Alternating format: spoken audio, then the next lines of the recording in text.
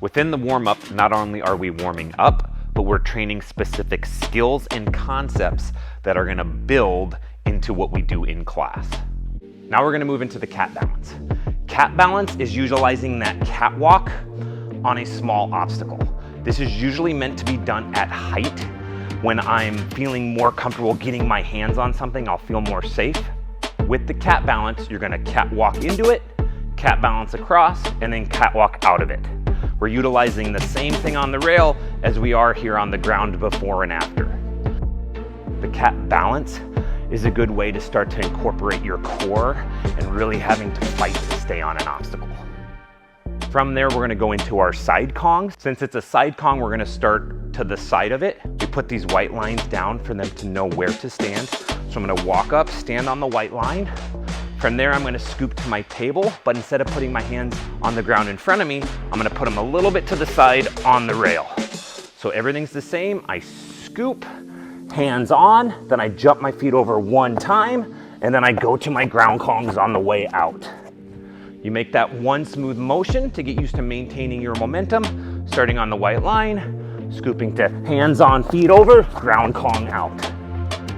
The side Kong is a very common movement that we use to get down and up on top of things, and this is starting to integrate that patterning so that when we utilize it later at height, the kids already know how to do it.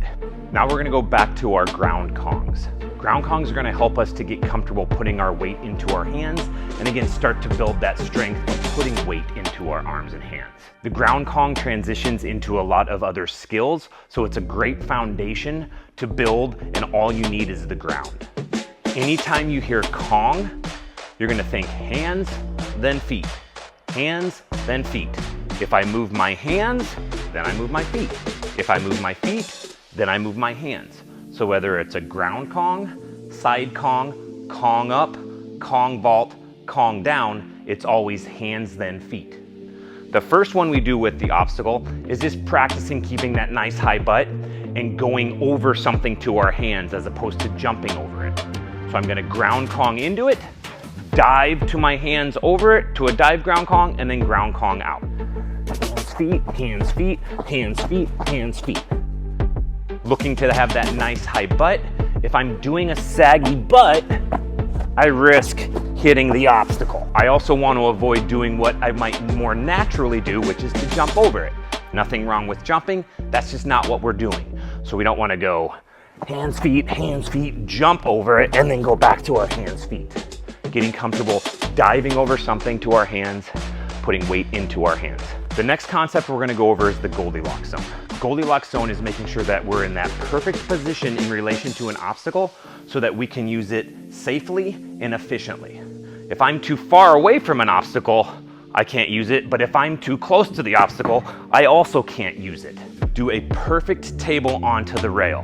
If I'm too close and I go into a perfect table, my hands aren't gonna be on the rail. Same thing if I'm too far away. Or if I'm too close and I put my hands on the rail, not only is this not a good table, but now I didn't leave any space to move my feet.